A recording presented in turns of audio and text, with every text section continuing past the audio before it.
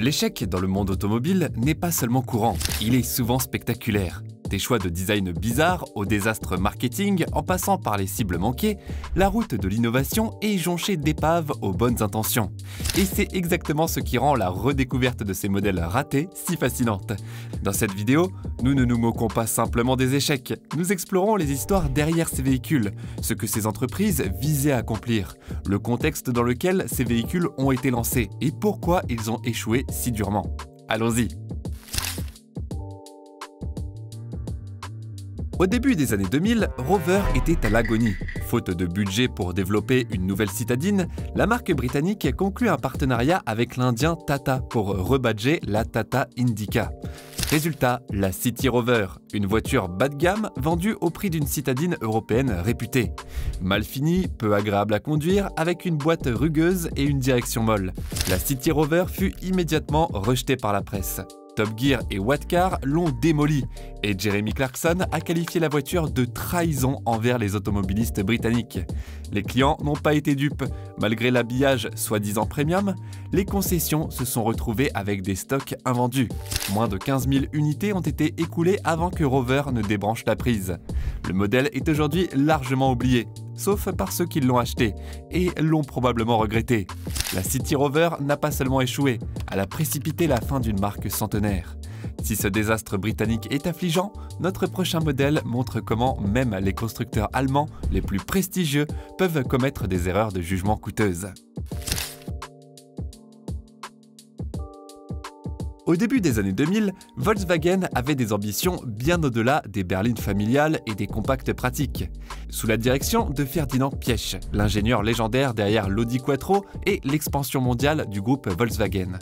Volkswagen s'est fixé pour objectif de prouver qu'elle pouvait construire une berline de luxe de classe mondiale, qui n'avait pas besoin d'un badge prestigieux pour commander le respect. Le résultat fut la Phaeton. Construite sur la même plateforme que la Bentley Continental GT, la Phaeton était une merveille technologique. Elle avait un habitacle silencieux, une suspension pneumatique avancée et des commandes de climatisation si précises qu'elle pouvait maintenir 22 degrés Celsius dans l'habitacle alors que la voiture roulait à 300 km/h sous une chaleur torride. Une exigence sur laquelle Piëch avait personnellement insisté. La voiture était assemblée à la main dans une usine au mur de verre à Dresde, où même les ouvriers portaient des gants blancs. Mais malgré toute sa brillance, la Phaeton a trébuché durement dans le monde réel. La plupart des acheteurs ne comprenaient pas pourquoi une voiture à 70 000 $ portait le même badge que la Golf de leurs voisins. Même les concessionnaires Volkswagen étaient en difficulté. Certains auraient commencé à cacher la Phaeton à l'arrière de la salle d'exposition, craignant qu'elle ne confonde ou aliène les clients traditionnels venus acheter des Jetta ou des Passat. Malgré une presse initiale favorable, les ventes américaines ont à peine dépassé les 3000 unités en 3 ans. Volkswagen l'a discrètement retirée du marché nord-américain en 2006. Et bien qu'elle ait continué en Europe un peu plus longtemps, la Phaeton n'a jamais trouvé son public. Elle reste l'une des berlines les plus surélaborées et sous-estimées jamais construites. Une Bentley déguisée que personne n'avait demandé. Parlant de berlines de luxe incomprises, traversons la frontière pour voir comment les Italiens ont eux aussi fait fausse route avec leur propre vision du prestige. Au début des années 2000, Lancia tentait un retour en grâce. La marque, autrefois synonyme de prestige et d'innovation, s'était perdue dans les années 90. La Thesis devait être le modèle du renouveau, une grande berline luxueuse à l'italienne, confortable, élégante et bourrée de technologie. Son design néo-rétro était audacieux, avec une calandre massive, des lignes galbées et un intérieur digne d'une voiture de catégorie supérieure. Les sièges arrière étaient réglables électriquement, les matériaux somptueux et le confort acoustique à la hauteur des meilleures allemandes. Mais voilà, l'allure était trop clivante, le positionnement flou et surtout, le badge Lancia n'avait plus le prestige nécessaire pour séduire la clientèle haut de gamme. La voiture était trop différente pour les acheteurs classiques et pas assez statutaire pour les décideurs. Un témoignage devenu célèbre vient d'un concessionnaire italien. Les gens venaient l'essayer, l'adoraient et repartaient quand même en achetant une série 5. La Thesis n'a jamais dépassé les 16 000 exemplaires en 8 ans, malgré tous les efforts de Fiat pour relancer la marque. Elle est aujourd'hui une rareté qui intrigue les passionnés, mais reste un exemple parfait d'un pari aussi noble que condamné. Et si Lancia a échoué avec une approche trop conservatrice, notre prochain candidat français a fait exactement l'inverse avec un design qui a désorienté les acheteurs. En 2002, Renault rêvait de réinventer le haut de gamme à la française. Lassé de suivre les codes allemands, le constructeur osa la rupture avec la Velsatis, une grande berline à la silhouette de monospace surélevé, pensée pour le confort, la visibilité et l'originalité. Sur le papier, l'idée était novatrice. L'intérieur était spacieux, insonorisé, richement équipé, et les sièges figuraient parmi les plus confortables du segment. Renault voulait séduire une clientèle intellectuelle, non conformiste, lassée des standards germaniques. Mais le public n'a pas suivi. Le design déroutait, l'image manquait d'élitisme, et les défauts de finition, notamment les plastiques, nuisaient à la crédibilité du projet. Même les administrations d'État, censées montrer l'exemple, ont progressivement remplacé leur Velsatis par des Audi ou des Peugeot 607. Un cas emblématique, en 2005, plusieurs préfets ont demandé à être dispensés d'utiliser la Velsatis comme véhicule de fonction, la jugeant pas assez représentative. Malgré des efforts de communication et quelques améliorations mécaniques, le modèle ne décolla jamais. Moins de 64 000 unités vendues. Renault n'a plus jamais tenté de refaire une grande berline statutaire depuis. Si les Européens ont échoué dans le luxe, les Américains aussi ont eu leur raté. Direction les États-Unis avec une Cadillac qui voulait être allemande.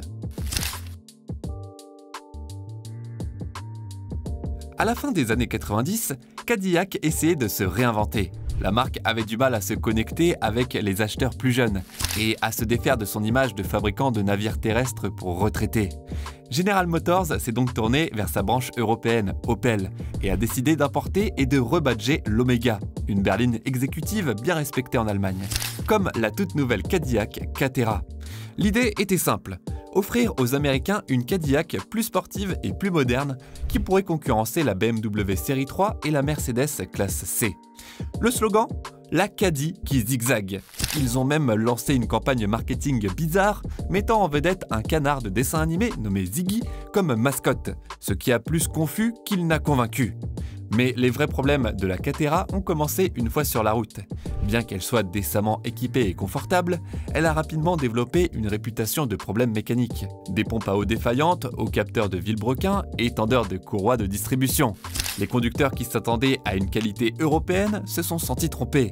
Un ancien technicien de concession a rappelé que la première année, tant de Catera sont revenus avec des problèmes électriques et moteurs que certains concessionnaires ont refusé de les vendre sans garantie prolongée.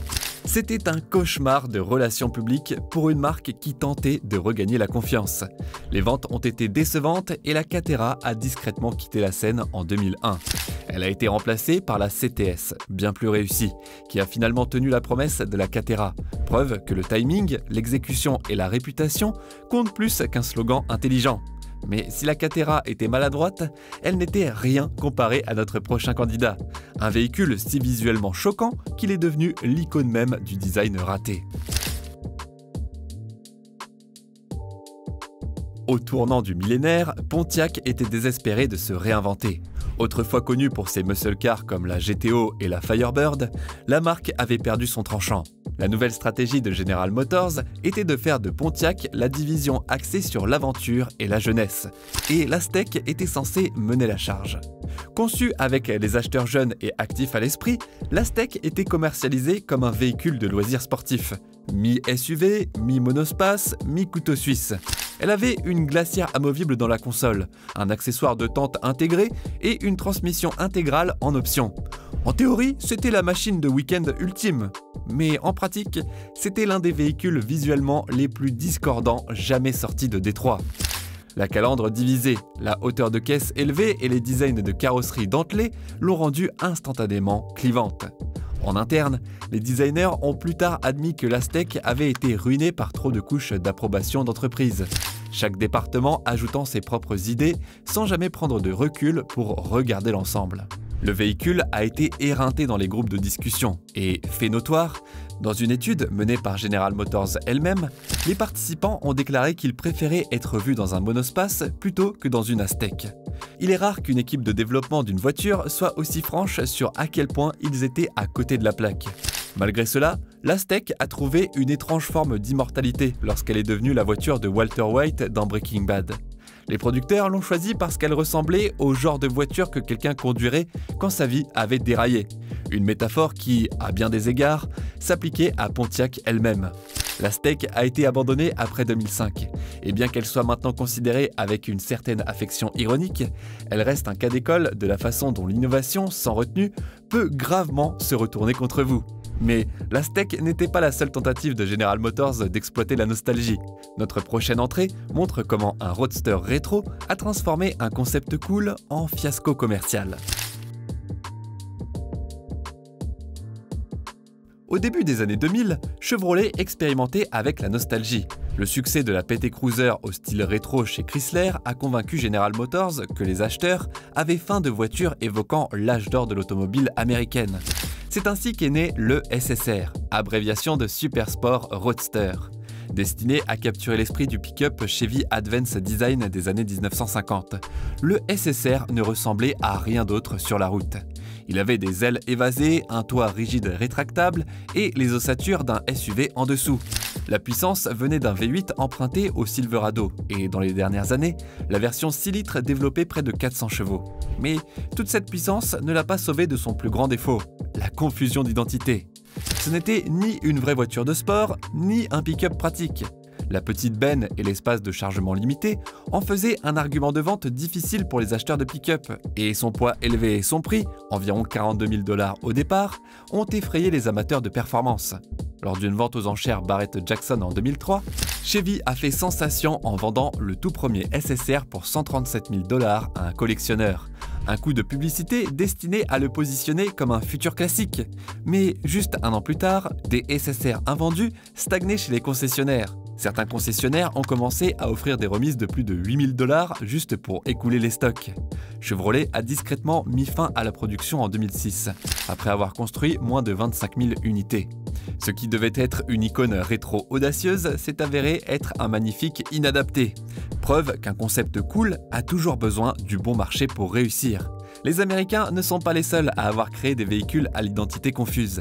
Traversons l'Atlantique pour découvrir comment les Allemands ont aussi mal jugé ce que voulaient leurs clients. À la fin des années 2000, BMW cherchait à élargir son portefeuille et à combler chaque écart concevable entre berline, break et SUV.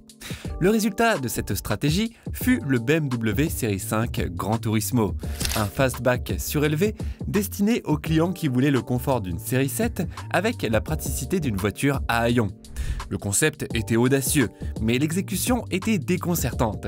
La GT était étrangement haute pour une berline, paraissait volumineuse sous tous les angles et n'offrait aucune des élégances visuelles pour lesquelles les BMW étaient connus. Elle empruntait beaucoup à la série 7 en termes de caractéristiques et de qualité intérieure, mais était vendue sous le nom de série 5, ajoutant à la confusion sur ce qu'elle était réellement. BMW a fortement commercialisé la voiture en Europe et en Amérique du Nord, espérant qu'elle remplacerait à la fois le break série 5 et une certaine vente de X5.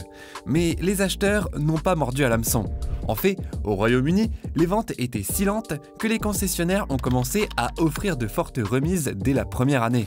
Un représentant de BMW a même admis dans une interview que de nombreux propriétaires de la série 5 standard n'avaient aucune idée que la GT existait même. Et quand on leur montrait le design, ils demandaient « mais pourquoi la voudrais-je » Le modèle a été discrètement abandonné après une génération et remplacé par la série 6 GT bien plus élégante, essentiellement une seconde tentative. La 5 GT originale reste l'une des voitures BMW qui n'a jamais construit un véritable suivi sur le marché de l'occasion.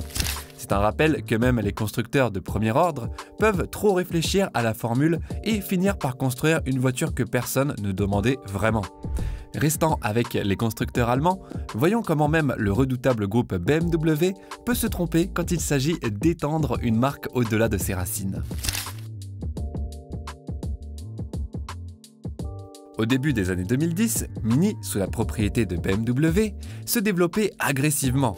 Le succès de la Cooper avait donné à la marque une image jeune et stylée, et BMW voulait capitaliser sur cet élan en lançant toute une gamme de véhicules de marque Mini. Le Paceman était l'un des résultats les plus déconcertants de cette stratégie. Essentiellement, une version coupée à 3 portes du crossover Mini Countryman. Le Paceman a été conçu pour mélanger la posture SUV avec une touche sportive. Mini l'a commercialisé comme un coupé d'activité sportive, un terme qui semblait ambitieux mais qui n'a pas vraiment trouvé écho auprès des consommateurs. Il était plus lourd que la compacte, moins pratique que le Countryman et n'offrait pas assez de performance pour justifier son prix premium. Même au sein de BMW, il y avait des doutes. Dans une interview de 2015, un ancien planificateur de produits Mini a admis que le Paceman était une solution à la recherche d'un problème, d'autant que de nombreux concessionnaires avaient du mal à expliquer exactement à qui la voiture était destinée. Les chiffres de vente le confirmaient. Le Paceman a vendu moins de 50 000 unités dans le monde sur l'ensemble de sa production. Plus dommageable encore, il cannibalisait les ventes du Countryman, qui était le frère plus vendu et plus polyvalent de la marque. Au moment où Mini a débranché la prise en 2016, elle avait discrètement admis sa défaite. Aujourd'hui, le Paceman est majoritairement oublié. Une ramification stylée mais peu pratique d'une époque où Mini semblait déterminé à être tout pour tout le monde. Mais au moins, le Paceman était fonctionnel. Notre prochaine voiture italienne montre qu'une vision audacieuse peut séduire les critiques tout en repoussant les clients.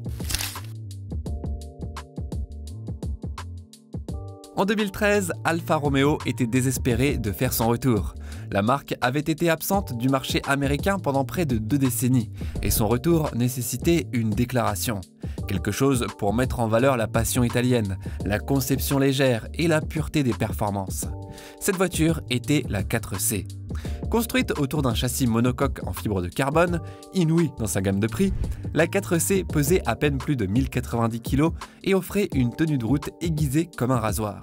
Elle avait l'air exotique, elle sonnait sauvage et sur le papier, c'était tout ce que les enthousiastes avaient supplié d'avoir. Mais Alfa ne voulait pas seulement plaire aux puristes. Il voulait une voiture phare qui relancerait la marque en Amérique du Nord. Cette ambition s'est heurtée à la personnalité brute de la 4C.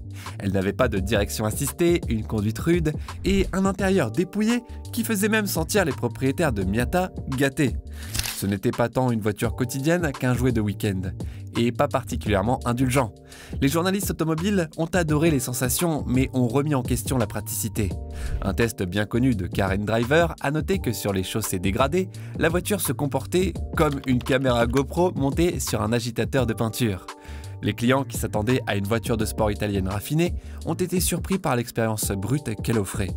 Alfa espérait vendre 3500 unités par an. En réalité, ils ont à peine dépassé les 9000 dans le monde entier sur toute sa durée de vie. En 2020, elle a été discrètement retirée, ne recevant jamais de successeur direct. La 4C reste une brillante pièce d'ingénierie enveloppée dans les mauvaises attentes. Une voiture qui a prouvé qu'Alfa avait toujours l'âme, mais pas le volume. Retournons maintenant en France, où une autre tentative ambitieuse d'injecter du style dans un segment terne a connu des difficultés similaires. À la fin des années 2000, Peugeot essayait de se sortir d'une réputation de constructeur de voitures fades et orienté budget. La RCZ était censée changer cela. Avec son toit à double bulle et sa posture musclée, les designers de Peugeot avaient clairement l'Audi TT dans leur ligne de mire. L'idée était de créer un coupé sportif axé sur le design avec une touche européenne et une sensation premium. Quelque chose qui pourrait signaler le changement ascendant de Peugeot. Et à son crédit, la RCZ tournait les têtes. C'était l'une des voitures les plus frappantes que Peugeot avait construites depuis des années. Les critiques ont salué son style et l'habitacle avait une touche haut de gamme, surtout dans la finition GT. Mais une fois passée l'apparence, les choses commençaient à se défaire. Les performances ne correspondaient pas à l'extérieur sportif. La RCZ était uniquement à traction avant, et malgré son moteur turbo-compressé, elle manquait de la dynamique aiguisée nécessaire pour concurrencer les rivales allemandes. Peugeot avait espéré que le 1,6 litre turbo offrirait un équilibre entre efficacité et puissance, mais la plupart des conducteurs l'ont trouvé décevant, surtout compte tenu du prix premium de la voiture. Un détail révélateur venait des propriétaires de RCZ eux-mêmes. Sur les forums d'enthousiastes, les conducteurs se plaignaient souvent que Peugeot avait construit une voiture qui a l'air rapide mais ne livre pas. Un sentiment qui est devenu si commun qu'il a gagné son propre surnom sarcastique, la TT française, sans le quattro ni le mordant. En dehors de la France, le prestige de la marque était également un problème. Peugeot n'avait tout simplement pas la reconnaissance ou la réputation pour commander ce niveau de prix sur des marchés comme le Royaume-Uni ou l'Allemagne. Les ventes ont régulièrement diminué et la RCZ a été abandonnée après une seule génération. Aujourd'hui, elle est considérée comme une belle voiture frustrante, preuve que le style seul ne suffit pas à maintenir un coupé sport en vie. Mais la RCZ semblait presque conventionnelle comparée à notre prochaine entrée, peut-être le concept le plus audacieux et incompris de la liste. Au tournant du millénaire, Renault se sentait audacieux.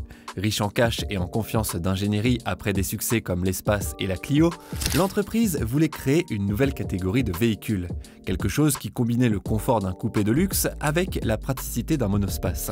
Le résultat fut l'Avantime. Renault l'imaginait comme un salon de grand tourisme sur roues. Un monospace à 2 portes avec des vitres sans cadre, un toit panoramique et la spaciosité d'un MPV, mais sans aucun stigmate de transporteur familial. C'était, selon leurs propres termes, la voiture pour ceux qui ont dépassé le besoin d'être rationnels. Mais le marché n'était pas prêt pour un monospace qui coûtait plus cher, avait moins de portes et essayait de passer pour un coupé de luxe. La voiture avait l'air maladroite, avec des proportions qui déconcertaient même les clients fidèles de Renault. Et bien qu'elle partageait une plateforme avec l'Espace, bien considérée, elle était plus lourde et moins pratique. Un argument de vente difficile même pour les acheteurs familiaux de base de Renault. Un journaliste a mémorablement décrit l'Avantime comme le genre de voiture qu'un méchant de Bond conduirait en vacances. Un compliment ambigu qui capturait à la fois son style et son étrangeté. Même les concessionnaires Renault avaient du mal à expliquer à qui elle était destinée. La production a pris fin en 2003, après que moins de 9000 unités ont été construites. L'Avantime avait disparu presque aussi vite qu'elle était arrivée, mais son ADN a perduré, influençant des concepts ultérieurs et gagnant même un statut culte pour son audace. C'était une voiture en avance sur son temps, de la pire façon. Traversons l'Atlantique une dernière fois pour découvrir comment une marque américaine en difficulté a tenté de raviver sa réputation sportive avec une formule douteuse. Au début des années 2010, Volkswagen voulait prouver qu'elle pouvait fabriquer la voiture la plus économe du monde. C'est ainsi qu'est née la XL1, une prouesse technologique conçue pour ne consommer que 0,9 litres au 100 km. Ultra légère grâce à son châssis en fibre de carbone, hyper aérodynamique et équipée de porte-papillons, la XL1 semblait tout droit sortie d'un salon de l'auto du futur. Mais sur la route, l'expérience était loin d'être aussi enthousiasmante. Avec à peine 75 chevaux combinés et une vitesse maximale de 160 km/h, la voiture n'avait rien de sportif ni même de pratique. L'intérieur était spartiate, bruyant et mal adapté à un usage quotidien. Et surtout, elle coûtait plus de 110 000 €. Un tarif totalement décorrélé de son gabarit ou de sa performance. Même les amateurs de technologie n'ont pas suivi. Volkswagen n'en a produit que 250 exemplaires, dont une bonne partie sont aujourd'hui des objets de musée ou de spéculation. La XL1 reste un exploit d'ingénierie, mais aussi un symbole de déconnexion entre la recherche et développement et le marché réel. L'ultra-écologie, oui, mais pas à n'importe quel prix. Des voitures futuristes au concept bizarre, notre prochain véhicule pousse l'excentricité à un niveau supérieur avec une idée que personne n'avait demandée. En 2010, Nissan était connu pour prendre des risques, et pas toujours les bons. Ils avaient essayé de créer de nouvelles niches de marché avec des véhicules comme le Cube et le Juke. Et dans cet esprit, ils ont lancé l'une des voitures de production les plus étranges de l'histoire moderne, le Murano Cross Cabriolet. L'idée de Nissan était de combiner la praticité d'un SUV avec le luxe de l'air libre. Un cabriolet pour les personnes qui avaient besoin d'espace de chargement et de traction intégrale. Mais au lieu de créer un nouveau segment, ils ont créé une blague. Le Cross Cabriolet était disgracieux, lourd du haut et maladroit à regarder.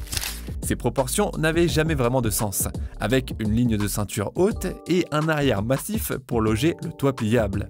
Et bien que le V6 3,5 litres du Murano était capable, la dynamique de conduite n'inspirait pas confiance.